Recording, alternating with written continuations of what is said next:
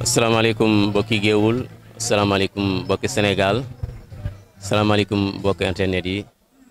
tey di samedi 6 août 2022 Géewul Art TV mi ngi wàcc fii ci école 3 tey li waral taxawaay Géewul Art TV tey dafa am lu am solo loo xam ne tey ñii nga xam ne ñoom ñoo nekk ci école 3 muy enseignants yi nga xam ne ñoo fi jàngale ci turu ki nga xam ne moom moo fi nekk directrice di Ndeye Codou ñoom ñoo fi def benn sargal ki nga xam ne mooy monsieur Samb nekkoon seen doyen dem ci li nga xam ne retraite la tey ñu koy fas yéene sargal ci li nga xam ne mooy école 3 Géewul Art TV wàcc si fas yéene gunge ci li nga xam ne mooy bisu tey bi kon ngeen topp Géewul Art TV mu dugg ci biir taataan kàddu yi nga xam ne moo fi jip ci li nga xam ne mooy sargalu monsieur Samb bi kon ngeen topp Géewul Art TV mu dugg ci biir. waaw kon ñu ngi fii ci li nga xam ne mooy sargalu monsieur Samb ngeen gis ñu fas yéene dugg ci li nga xam ne mooy bisu tey bi ngeen gis leen noonu ñu toog ak ngeen gis ñi nga xam ne ñoom ñoo teew fii ne képp koo xam ne rek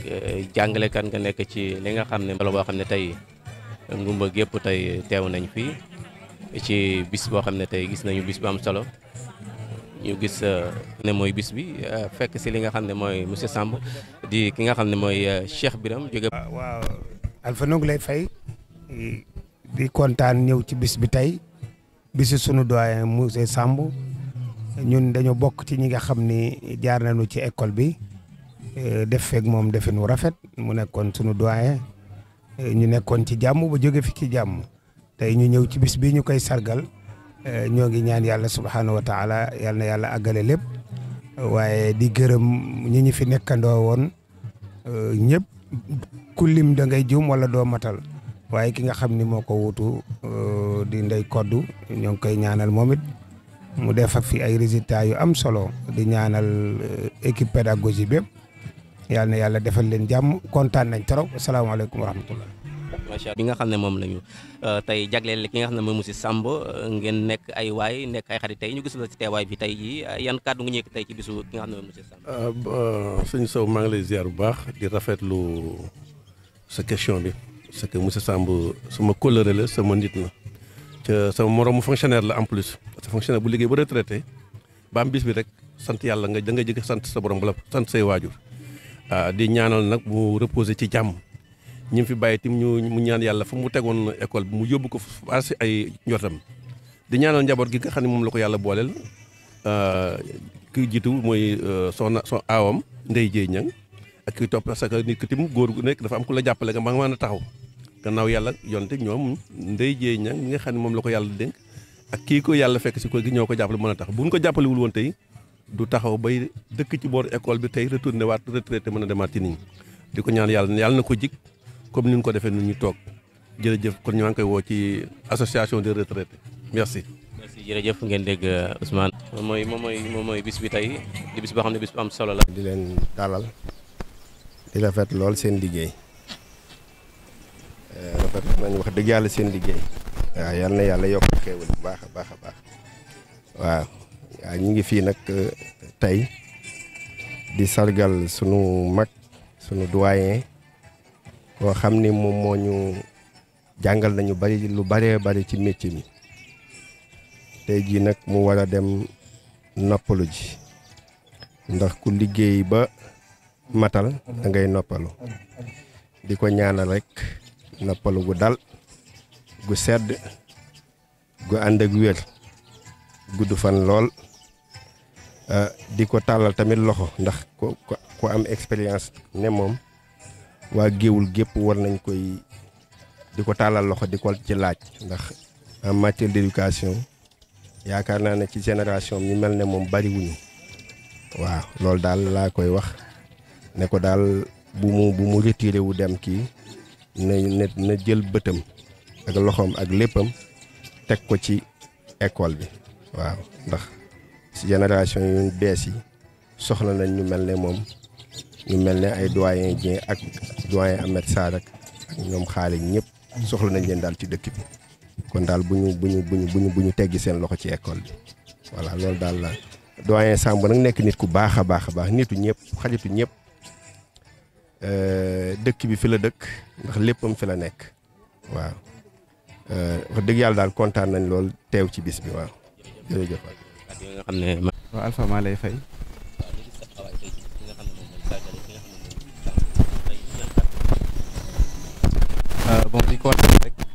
wuyu ci invitation directeur Samb nga xam ni au-delà mu nekk suñu doyen suñu dëkkandoo la donc je pense que ñun quel que soit alpha rek ñun ñoo faroon a jiitu te ñoo faroon a mujj pour témoigner ko suñu solidarité par rapport ak liggéey bi nga xam ne liggéey na ko ci enseignement bi ak ci Géoul école Géoul 3 bi nga xam ne ci la ñu nekk. donc je pense que ci kanam tuuti xëy na discours bi dina ci gën a développé mais li ñu mën a retenir rek moom mooy leçon la lii leçon la pour tous les enseignants nga xam ni kenn ku ci nekk soo nekkee sa classe soo nekkee sa bërëbu liggéeyukaay nga xam li nga xam ne moo la for yóbbu nga def ko en toute conscience professionnelle ba nga xam ne tey di nga mën a am bés bu mel nii comme ni ko directeur Samb amee. donc appel boobu rek laay lancé à tous les jeunes enseignants yi nga xam ne ñu ngi ci classe yi ñu ngi ci àll bi nga xam ni parfois inspection du fa mën a egg. wala yenn contrôle dafa mën a egg mais kenn ku ci nekk sa inspecteur bopp kenn ku ci nekk sa directeur bopp ba nga xamee ne di nga mën a def sa liggéey en tout professionnalisme mais aussi conscience tranquille donc di ñaan rek que la fête soit belle tey nag kontaan nañ parce que ñu ngi ci vacances mais gis nañu enseignants yëpp tout le corps enseignant mi ngi fi donc c'est vraiment un plaisir ñun ñëpp ñu daje fi voilà merci beaucoup. merci ngeen di. waa Géoul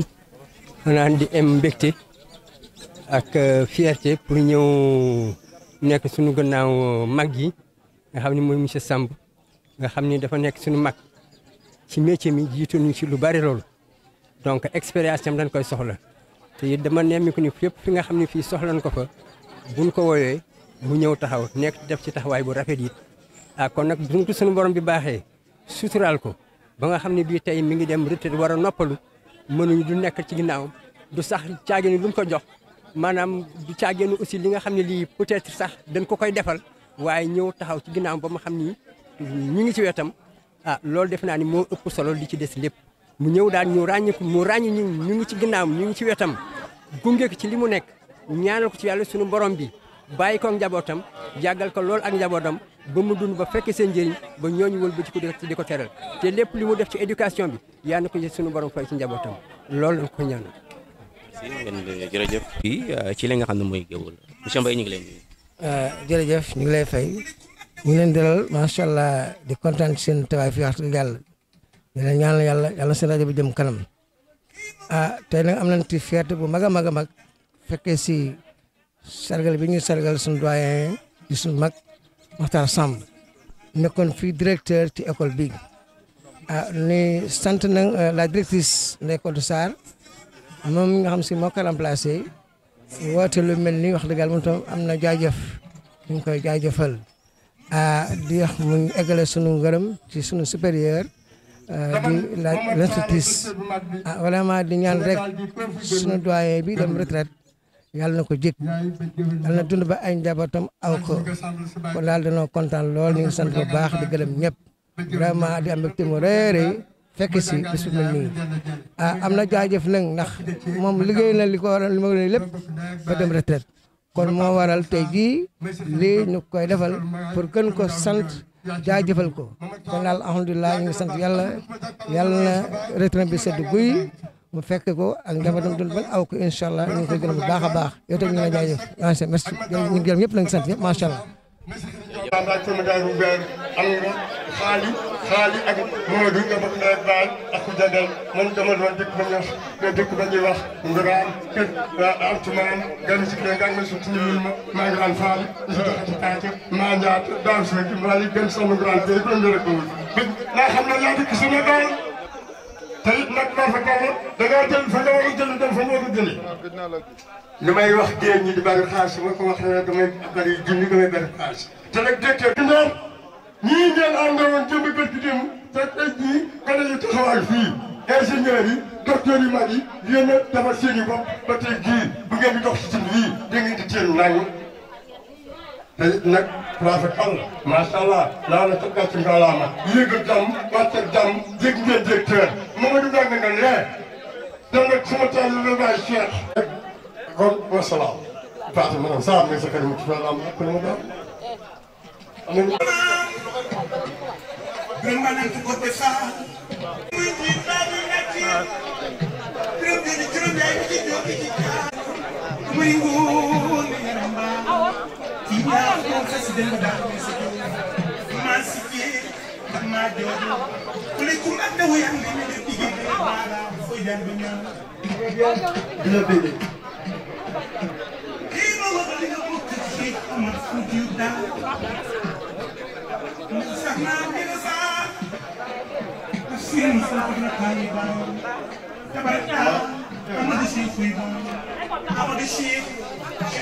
góor baax na jigéen baax na ngay toll góor maa xam ne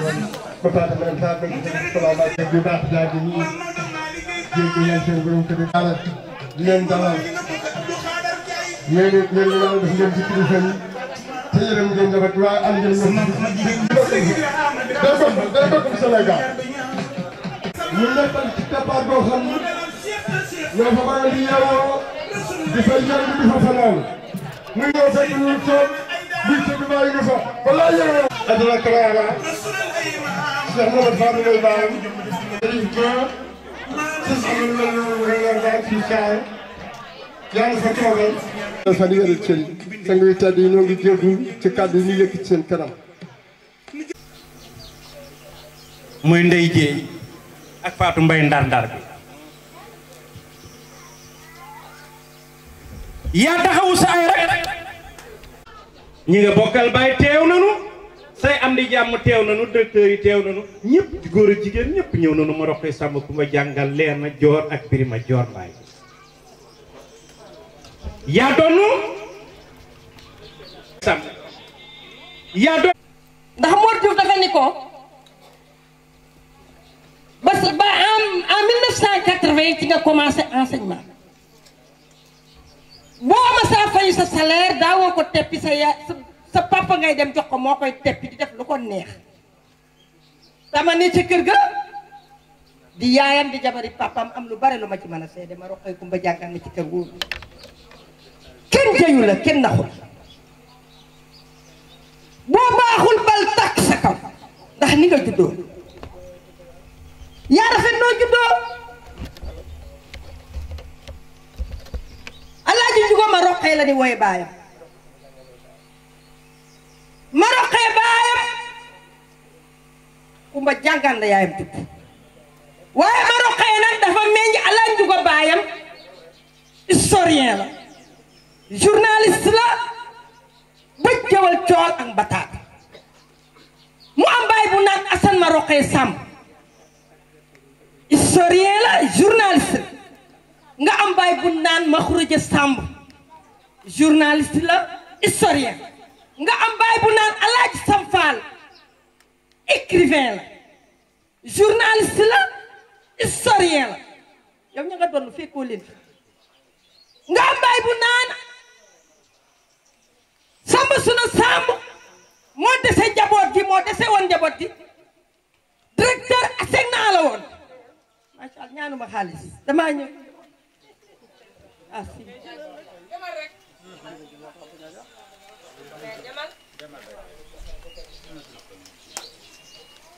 Samb Suna Samb sa baay questeur la woon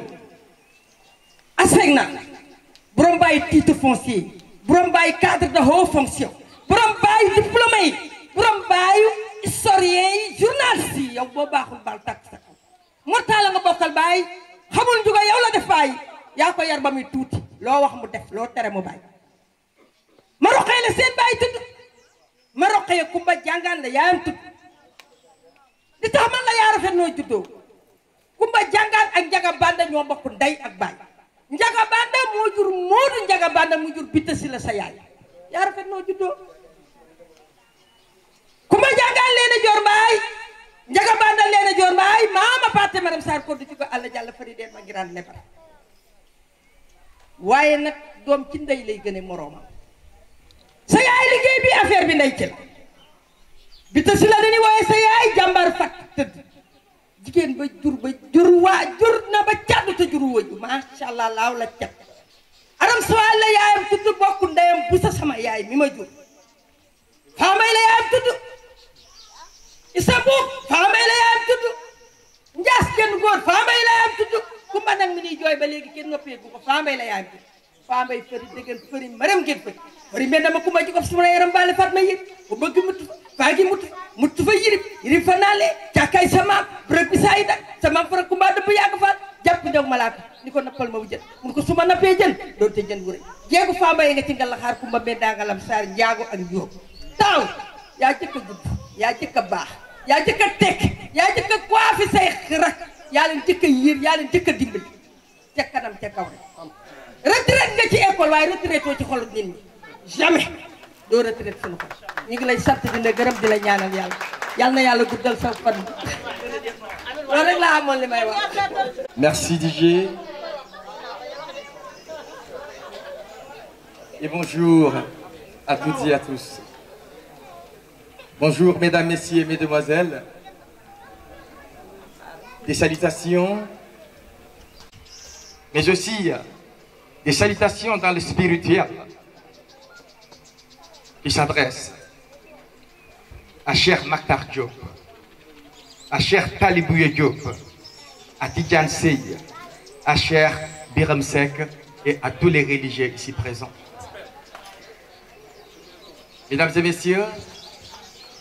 vous savez déjà ce qui nous réunit. J'ai entendu des témoignages. J'ai entendu parler de la famille de l'homme qui est à l'honneur aujourd'hui. Issu d'une très grande famille, d'une très noble famille. Aujourd'hui, mesdames et messieurs, nous sommes là pour honorer un monument de l'enseignement dans le Sénégal, mais dans le Louga, mais dans Kébémer et surtout à Géoul, j'ai nommé le doyen Mor Talla Samba. Mesdames et messieurs, avant de commencer, nous commencerons avec des prières, parce que des occasions de ce genre sont très rares. Il faudra très bien les commencer pour les finir en apothéose. Et pour ces prières, je vais donner le micro à Cheikh Talibouye Diop pour des prières, pour commencer, comme on le dit, évidemment dans la paix, et terminer aussi dans cette même paix. Cheikh Talibouye.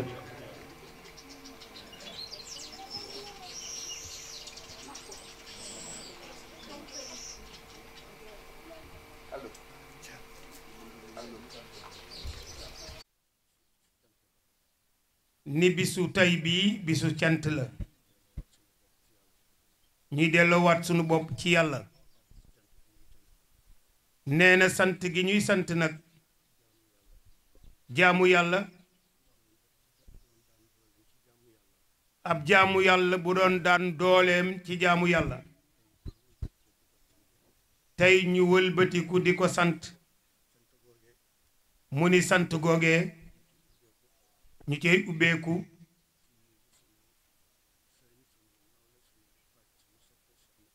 di nuyu sunu sëriñ sunu nawle sunu soppe Cheikh Makhtar Diop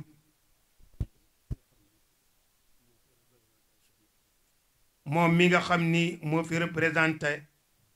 xalifa bi Cheikh Mahfou doomu Cheikh Mohamed Vadel doomu Cheikh Mahfou doomu Cheikh na Cheikh Saad mu ni Cheikh Makhtar Diop mii bu fi toogee di làmmiñu Chérif Ba di ay tànkam di ay loxoom mu ni cër ba ñu doon xoole Cheikh Mahfou bu ko raw moom lañ koy xoole tey jii nee na xëy na dañoo xër rek ni ko joxeel ñaan waaye bu fi Cheikh Mahfou toogoon ñaan gi duma ko jege sax ba koy jël waaye ñoo ngi sant yàlla rek mi nga xam ni xéewale nañu tey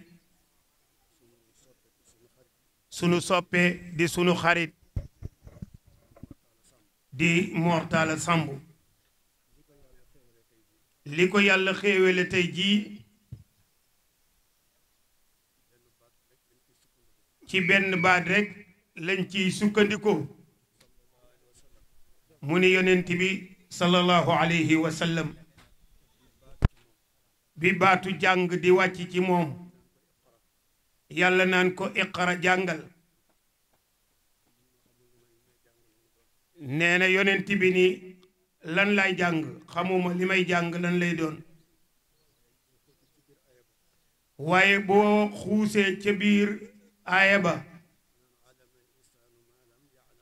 yàlla ni xamal naa doomu aadama loo xam ni sax xamu ko mu ni ca xam-xam boobu nag ci la doomu aadama yi sukkandiku ci lii mu ni yemul ci alquran ba yàlla ne allama al insana ma lam ya'lam yemul ci alquran waaye sukkandiku nañu ci pédagogie boo man di jàng ba tey lii am tey jii yàlla nee na man maa taral doomu aadama ci wàllu xam-xam yépp mbooleem lu nekk ci kaw suuf rek man yàlla xamal naa ko doomu aadama ba doomu aadama man cee créer lii man cee créer appareil bi man cee créer lii ñu sol man cee créer tey sunu toogaay fii ñu toog bu ko yàlla dimbalee mu sukkandiku woon ci xam-xam ñu dénk ko école bu tol nii mu téye woon ko ci ñaari loxoom ba yàlla tàpp-tàppal ko ni ko fii ngay yem nawle yi nga xam ni moom la séqale woon lii ni ko tey jii doo demee noonu ci neen dañu lay sargal daañu woote sunu naataango yépp woote sargal xam ni nekkoon nga fi ci jàmm ni la jaarama jaarama joojee nag lawtal na ci ñi nga xam ni say nawle la ñoo nekkoon fii da nga leen a woon yoonu tànk ngir ñu jaar sa tànk yow sa yoon yow bu ëllëgee ñu mën leen a defal lu mel nii kon noo ngi sant yàlla bu baax a baax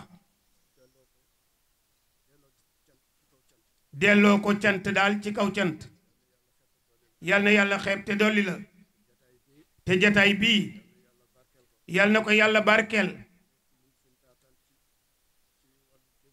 lépp lu ñu fi taataan ci wàllu déglu ak delloo njukkal nañ ko delloo rek ci sunu boroom subhanahu wa taala moom mi nga xam ni aji cant gi yal na yàlla dolli la dolli ñu ñun ñi ñëpp defal ñu déggin ak toppin ak wéeruwaay ci lislaam ñu bokk ubbee ko ñaan dañ koy jox rek sang bi Cheikh Makhtar mu ubbi ñu tëj ndax ñépp ñoo ci mën a taataan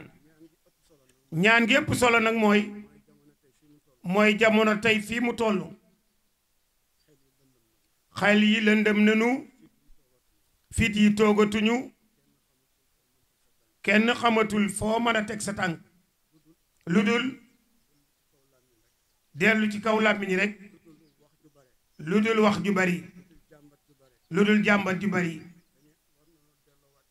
war nañoo delluwaat ci yàlla sukkandiku ci moom toroxlu tàllal sunuy loxo ñaan sunu boroom àndandoo daal xol yépp nekkandoo benn ñaan lu ñu mën a sumbandoo daal te xol yi nekkuñu benn joxantewuñu cër sunu dara du jekk lenn la ñuy mën a defandoo nañu ànd toroxlu fii lang-lang asamaan tollu tey ñaan moo ko mën a wàcce àndandoo nekk benn te joxante cër moo ñu mën a dimbali ca yàlla waaye du wax ju bari du xeebaante du iñaanante tey lii ñu fi dajale honneur la tey ci ñun ci ñu sigil nekkoon na fi di jaay dooleem ba yàlla ni ko sa retraite fii la tey ñu dajaloo fii ngir di ko sargal ci loolu dajaloo bi ñu dajaloo nag bu sunu xol yi nekkandoo benn lépp lu ñu tëbandoo di ko ñaan ci yàlla yàlla dinañu ko yombalal ci daraje yonent bi sallallahu alayhi wa sallam waxuñu nag ci weer wii ñu nekk di weerul muharram ci li nga xam ni sunu borom li mu kéré lépp ci weer wi la ñii ci la leen jéggal ñii ci la leen xamale lii ci la leen jox seen pouvoir lii ñii ci la leen yàlla defal ñu sotti bu ñu tàllaloo ñaan yàlla loxo tàllaloo loxo yàlla wàcceel ñu ndoxum jàmm buy baawaan tetal ko te mën koo jariñoo te mën koo fekkee ci daraje yonent bi sallallahu alayhi wa sallam nañu def fatihatul kitab def ayatul kursiyu juróom-ñaari alam nasrah falaq ak naasi salaatu ala nabi yéene ci aju yëpp bismillah fatiha ayatul kursiyu rajim bismillahi rahmani rahim ñu ngi nuyoo ñi fi teew yépp ci di mbooloo mi jël suñu nuyoo di ko teg ci loxo Chérif Chaer mu jaarale ko ci moroom teew yëpp doomu soxna yëpp ñu ngi jaarale suñu nuyoo ci Chaer mu joxal ñu leen ko di nuyu ñi fi teew di kilifa di nuyu ñi fi teew di parents d'élèves muy APE di nuyuwaat les mères des élèves muy AME ñu ngi jël nuyoo bi tam di ko teg ci loxo inspectrice mu jaaraleel ñëw ci ñi nga xam ni tey jii moom moo fi seen kilifa le corps enseignant bàyyiwuñu kenn ñi nekkoon ci école bi tam te jóge fi nekk ci feneen tam ñu ngi leen di nuyu di leen wax ni gis nañ seen présence di ci kontaan di ko magnifier puisque lii rek mooy géewul ñun nag tey jii ñëw nañ fi teewal fi monsieur le maire qui est empêché man ak moom ñu ngi coordonné ba 10 heures bëggoon na ñëw vraiment il y tenait mais tamit dafa am empêchement moo tax ñëwul mais mu ne ma àndal ma ak ndóoye kon ngeen dem taxawal ma ci bésu monsieur Samb bi waxal mi ko ni yëg nañ ko mais am nañ tuuti pincement au cœur puisque xëy na mi ngi dem retraite la ma wax de waaye nee na ma nee ko retraite bi yàlla na nekk une retraite paisible mais nag na xam ni soxla nañ ko te concours am ñu ngi koy xaar ci biir école bi puisque Abdou li ma wax ci création école bi nee na bi ñu ko créé ba léegi monsieur Samb moom moo fi nekk kon retraite moo ko génne ci école bi kon am na loo xam ne ñun duñ ko wax dañ koy jëlee rek ci témoignage yi nga xam ne ñoom ñoo fi jóge léegi puisque dañ naan tungu ni di teew ñuy nataal te discours yi ñu dégg tey nii li ñu wax ci moom vraiment fierté la yokk na ñun tam cofeel bi nga xam ne sax moom lañ doon am ci moom ñu koy wax ni rek monsieur Samb Abdourahmane le maire empêché nee na nañ la wax ni li mu doon def ci école bi au niveau de la municipalité bi nga xam compétence transférée la te ñu dénk ko mairie loxoom du ci jóg niñ ko doon defee début d'année concernant les fournitures ak lépp loo xam ne ay besoins la ñu doon exprimer au niveau des écoles nee na ba tey nii dara du ci jóg dina ci jàpp ñu def ci suñu kéemtalaayu kàttan puisque mi ngi may defal benn précision mu ne ma école bi mës nañu am benn année ci entrée en 6e meilleur élève fii la génne woon te c'était une fille mu waroon dem sax école Mariama Ba kon fii école d'excellence la ñun loolu dañ koy reconnaître di ko nangu di wax ni fekke nañ ko te dégg nañ ko ñun ñii sax ñuy wax ni nag li fi amoon Ndeye Codou ñu ngi lay dalal di wax ni yàlla la wuutu bi nga wuutu monsieur Samb ci retraite am bi jig ba nga def fi ay résultats sax yu kawe suñu njort yu raw yi nga xam ne école na ci école amoon na ci école bi puisque ñu ngi koy séentu ci yow di ko yaakaar tamit ci yow puisque xam la bu baax moo tax te li nga jël day nekk sacerdoce du yomb puisque tamit ki fi ñëw ba retraite jëlee ko fi defe naa ku jàmbaarewul doo ko fa xaar kon Ndeye Codou ñu ngi lay ñaanal li nga xam ne moom moo dugg sa loxo yàlla na la ci yàlla defal ndam nga génn ci avec un grand succès comme ni ko monsieur Samb defee. pour bañ a guddal nag li ñuy wax sànq rek dafa tàng te kii na ñu ngi leen di wax daal encore une fois suñu remerciement envers monsieur Samb di wax ni tamit dame inspectrice nañu ko jàppal nag bu baax puisque tamit ñun ku ñu fonk la kon ñu ngi ko koy dénkaat daal di ko wax ni moom ñu ngi koy xaar ci li nga xam ne moom mooy gën a jëmmal école bi ci expérience am ak li nga xam ne noonu la téye woon école bi ñu ngi leen di gërëm di leen sant merci beaucoup. mbooloo mi maa ngi leen di nuyu di jiital nuyoo bi sama kilifa ki ma moom di Chérif Chaya Aïdara di nuyu aussi mbooloo mi toog fii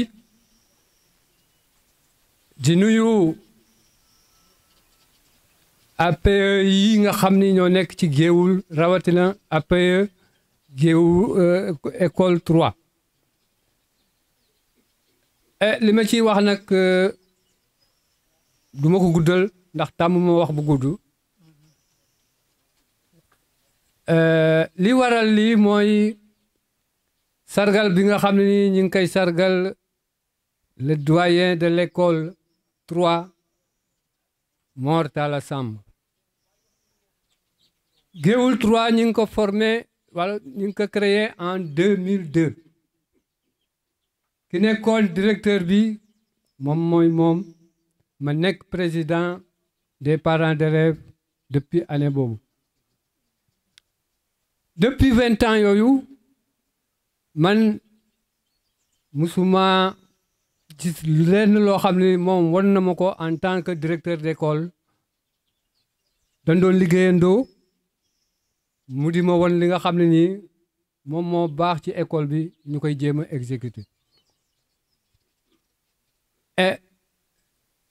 bi loolu demee ba agsi yàlla dogal mu naan day retraité am na beneen équipe bi nga xam ne nii jël na relève am di la directrice madame Ndeye Codou Diop Ndeye Codou Sarr di mooy maa ngi koy nuyu bu baax ci liggéey bi mu commencé liggéey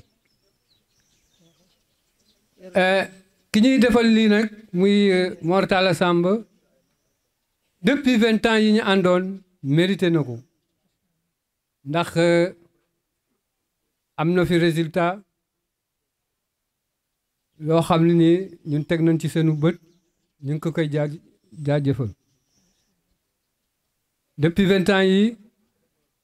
école bi dégguma mu naan mi ngi jàppanteeg diw wala mi ngi jàppanteeg diw wala mi ngi jàppanteeg benn parent d'élève loolu tamit maa ngi ko ciy gërëm di yamale fii sama waxtaan di wax ni Mor Talla ñu ngi lay sargal répétition la rek maa ngi lay ñaanal retrait bii nga jël yal na la say doom aw ba mel ne yow wasalaam. salaamaaleykum mbooloo mi ñu ngi nuyu kenn ku nekk ci turam ak santam di nuyu sama sëriñ sama xarit Pape Cheikh Aïdara di nuyu kilifa yi fi toog yëpp di sant ñëpp di leen gërëm di sant yàlla di julli ci yonent bi sallallahu alayhi wa sallam di ñaanal monsieur Samb sama xarit sama chéri sama lépp di ñaanal monsieur Samb di ko ñaanal bis bi yàlla na ko jik bis bi yàlla na sedd ci moom guy di ko ñaanal bis bi fu mu nekkoon te du fii danañu ko fa fekk parce que école bi yàgg na fi mais jàmm rek la fi nekk yor na suñuy doom ci yor bu rafet ba tey ñu jóge fi dem yeneen école kon ñu koy ñaanal yàlla bis bii lii Bilal wax rek yàlla nañ dund ba njabootam di ko yóbbu màgg yàlla nañ dund ba li mu séeni ci bis bii yëpp yàlla na ko yàlla jox di ñaanal directrice mii di lu mu tudd Ndeye Codou Sarr di ko ñaanal moom itam na dal ak jàmm ndax li nu fi gis ren dal na sunu xel kon ñoo ngi koy ñaanal yàlla moom itam lim fi séenu yàlla na ko fi fekk kon maa ngi leen di sant di leen gërëm ndax mënuma wax mënoon naa wax lu toll nii waaye mënuma wax nag kon maa ngi sant ñëpp di gërëm ñëpp. Ouais. Il appelait toujours mon fidèle adjoint. Ça, c'est vrai. Pape, alors ce sera à vous de répondre à la question. Pourquoi fidèle adjoint? Oui, je vais y répondre. Et cela veut dire que les autres ne sont pas fidèles? Non, si. Et cela veut dire que les autres ne sont pas loyaux? Mais moi, j'étais le plus fidèle. Vous étiez le plus fidèle? Oui, il y a le superlatif qui nous différencie. Ah, ok, il y a plus fidèle. Oui, oui, il y a fidèle et plus fidèle. C'est bon, expliquez-nous donc. Voilà, merci beaucoup Aldo. Donc damay tàmbale ci wolof di nuyu ñëpp assistance bi di ci jiital surtout yonent bi nekk ci baas bi di Chérif Chaye Aïdara nga xam ni wooye fam foo ko natt egg na ko bi ñuy wax naan yàlla dafa tagg yonent bi ci jikko feeñ nakal ala xuluxul azim mooy ci jikko la ko tagge donc moom wane na ni surtout yonent la wax dëgg yàlla wooye fam foo ko gis nii lay mel xale yi ñooy ay moroomam donc ñoo koy téye ci mbaar ma ba guddi vraiment du tëddi ñu nekk ci xale yi vraiment kenn amul fayam di gërëm tam Cheikh Taari Bouya suñu sëriñ yu baax yi Cheikh Matar suñu sëriñ Cheikh El Hadj Ndiouga ak Cheikh Biram ak suñu autorité suñu directeurs yi ci ginnaaw ñoom Babacar Samb di jiital ci nuyoo bi nag suñu kilifa di madame l'inspectrice mi nga xam ne moom it ñëw na pour jëmmal bis bi donc madame l'inspectrice nous vous souhaitons la bienvenue vous et votre adjoint Pape Alioune Badara Seydi. Bon, j'aurai des mots à dire sur lui à la fin donc je vais commencer par dire qu'aujourd'hui ce personnage qu'on a ici et qu'on célèbre est un personnage extraordinaire. Moi, j'ai cheminé avec lui pendant 10 ans. Mais pendant ces 10 ans, pendant cette décennie, benn erreur rek laa gis ci moom maanaam benn gàkk-gàkk mooy bëggul kenn mer monsieur Samb bëggul kenn mer loolu rek mooy défaut donc mu nekk koo xam ni vous me permettrez Aldo donc d'utiliser un acronyme en lettres pour définir son nom, parce que Mortal Samb, le M, il est magnifique, il est organisé, il est respectueux, il est talentueux, il est aimable, hein? Il est loyal, il est légendaire, il est angélique,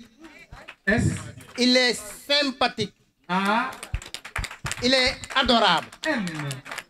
il est méticuleux, et la dernière lettre, B. Nul ne peut se passer de cette personne qui est bénéfique pour la société. Alors c'est super. Bénéfique pour la société. Donc,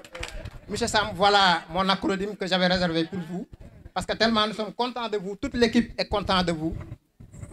Vu le travail que vous avez abattu à Gueoul 3 depuis 2002, vous qui l'avez porté sur les fonds baptismaux, qui avez ouvert cette école, et depuis lors, l'école est sur de très bons rails. Nous remercions au passage madame la directrice, donc la nouvelle affectée qui est notre chef ici à l'école. Donc nous remercions, donc je remercie aussi les adjoints, surtout les dames qui n'ont ménagé aucun effort pour la réussite de cette journée. Il y a aussi mes collègues hommes, Thierno Diaw et Ousmane Ba, donc eux aussi qui ont participé par leur effort. Hein, financièrement aussi, ils n'ont ménagé aucun effort pour la réussite de cet événement. Je ne saurais terminer, madame l'inspectrice, vous me permettrez de rendre un vibrant hommage à un ami, à un collègue qui est devenu aujourd'hui mon supérieur, mais il ne l'accepte jamais. Quand on se rencontre, il me dit mon doyen. Je lui dis maintenant, c'est Dieu qui a fait que tu es mon directeur maintenant. Tu es mon inspecteur. Donc moi, je suis fier de ça. Parce que quand j'étais à Diokoul, man ak moom ñoo nekk doon foofu muy adjoint inspectrice mu nekk ku neex a yore di Pape Alioune Badara Seydi gis nga ko tey boo gisee mu ànd ak suñu kilifa moo lay wan ni ku ko fonk la. Donc mënu ma woon a jeexal sans remercier ko donc di remercier aussi madame Dieynaba ak Modou Bendiaye mon ami mon frère qui est là ici présent pour rehausser vraiment la journée. Donc c'est sur ces paroles que je vais mettre fin à mon discours. Merci beaucoup à tout le monde. Merci à l'assistance. Les dames Samb aussi, j'avais oublié. Parce qu'on dit derrière tout grand homme. Mais ici, il y a deux grandes dames. Il y a deux grandes dames, à savoir Ndeye Dieye et Fatou Mbaye. Vraiment, elles aussi, elles abattent un travail colossal. Wow. Oui, il faut les applaudir. Monsieur Samb dit de les applaudir. Maintenant, je vais répondre à la question de doyen Samb. Pourquoi il m'appelait fidèle adjoint? Moi, je suis né le 6 juin et on le célèbre le 6 août. Voilà, je vais terminer par ça. sëriñ Chérif Chaya comme ni ko ñëpp waxee ki nga xam ne nii mooy bàyyi defal yàlla géwul ku fi jaaxle sa xel dana dem si moom. yes. li si teg kilifa diine yi nga xam ne ni ñu fi toog ñuy Cheikh Makhtar Diop gis nañ fi ku mel ne Cheikh Talibou Diop ak imam Ndiouga Dieng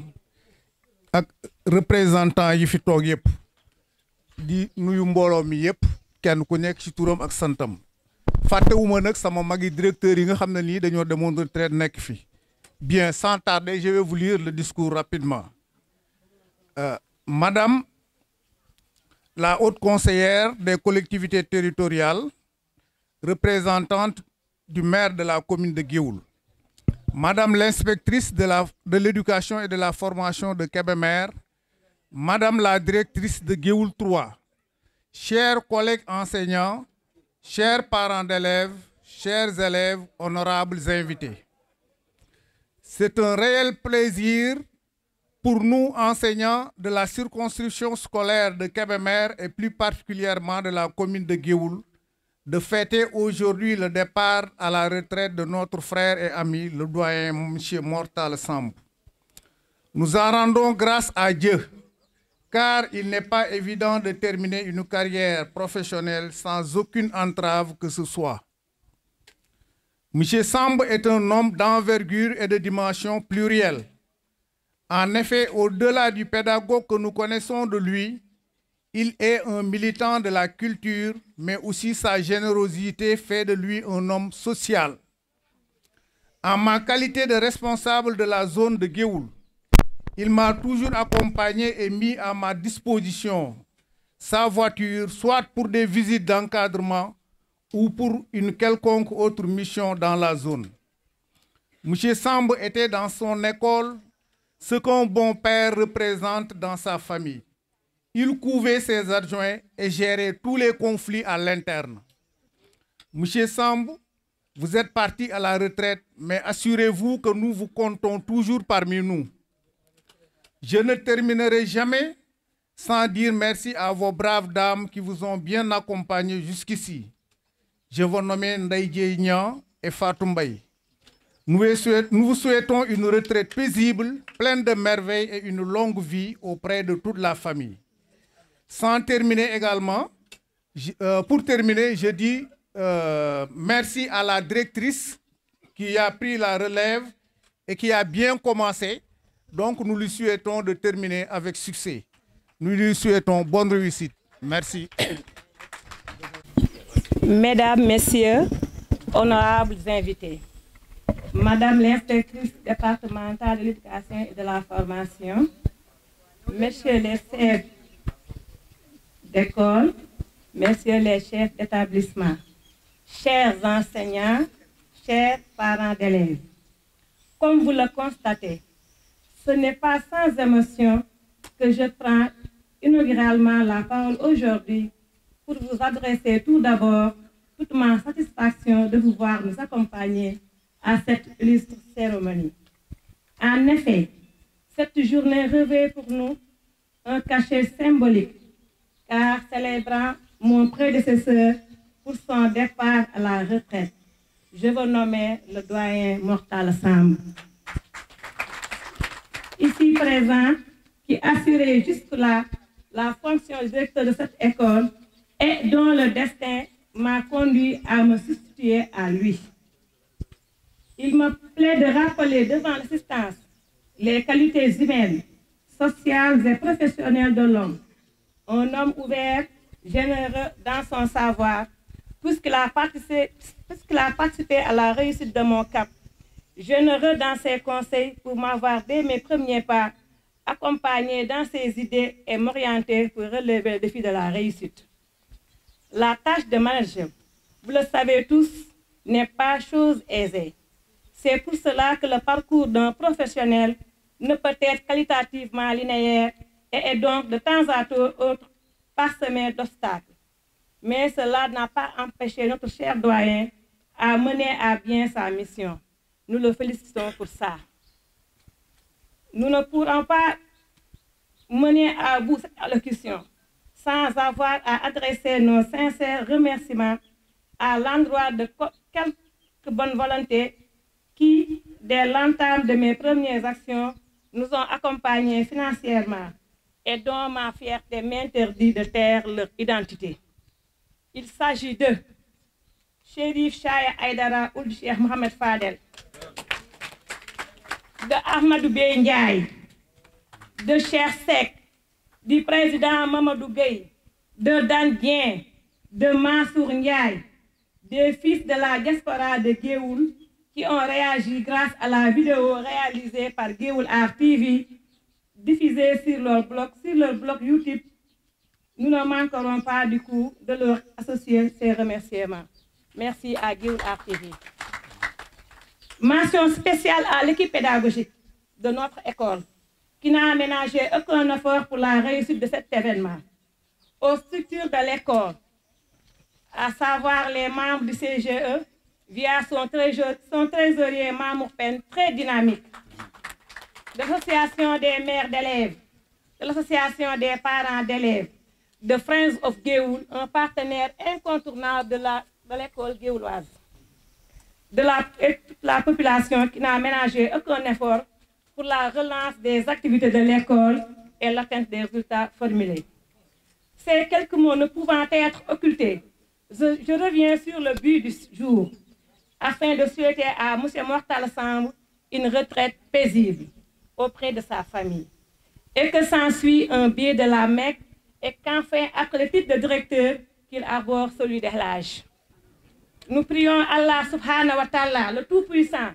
que sa progéniture puisse assurer sa relève afin de lui permettre de pouvoir profiter pleinement de son repos tant mérité. Amen. Je vous remercie de votre aimable attention.